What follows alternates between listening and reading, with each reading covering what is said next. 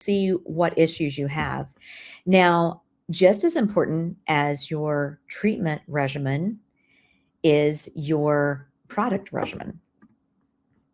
So your skin is a living organ. If you remember from biology in high school, you know that skin is your largest organ of the body, and it responds to temperature, humidity, UV exposure, and lifestyle. And so as the seasons shift, your skin is going to shift. And so we're at times of the year, we're going to see more oil production. At times of the year, we're going to have more transepidermal water loss. We're going to see more inflammation and sensitivity at times, and we're going to see more melanocyte activity at times.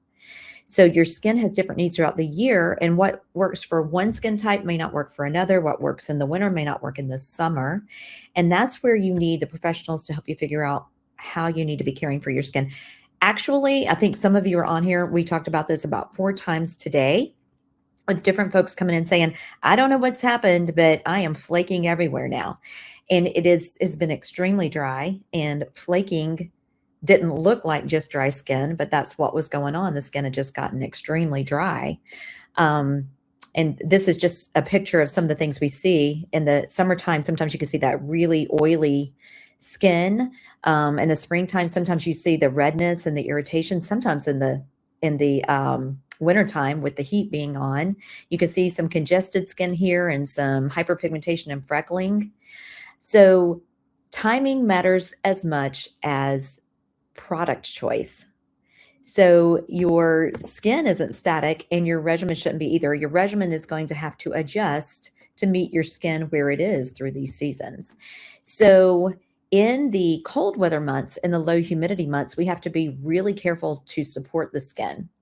You're running the heat, you're taking hot showers, you have the hot blasting in the car when you get in there, you have fires in the fireplace, and all these things will make the skin act a little bit drier. So we focus on maintaining and repairing your barrier. The barrier of the skin can be disrupted this time. So we're going to use less aggressive home exfoliations. We might have to be a little bit careful with retinols and things like that, even though winter is when we tend to use those more.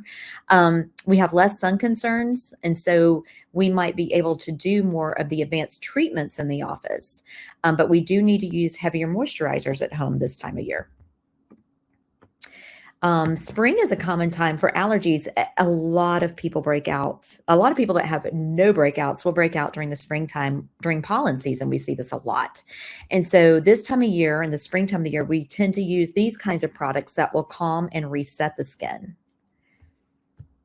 Protecting and balancing. In the summertime, UV is its strongest, of course, so we have to be very careful to make sure that we're repairing sun damage, we're preventing sun damage. We use controlled exfoliation. We're laying off of those heavy lasers and things like that, because we don't want to set the skin up. Even if you don't get a lot of sun, you're still driving, you're going out to the mailbox, running to the grocery. We want to make sure that we're taking good care of your skin.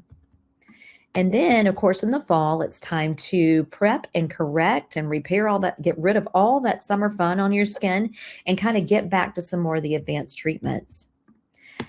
So seasonal skin evaluations equals smarter skincare decisions. You can be oily and dehydrated at the same time. I can't tell you how many women have come in and they say, I have acne and I just keep trying to take care of it, and I just keep on breaking out. Well, they're breaking out because they're using so much exfoliation and their skin is trying to be more oily, trying to keep up with what they're doing, and they're just in a mess. So we have to completely take everything apart and start over.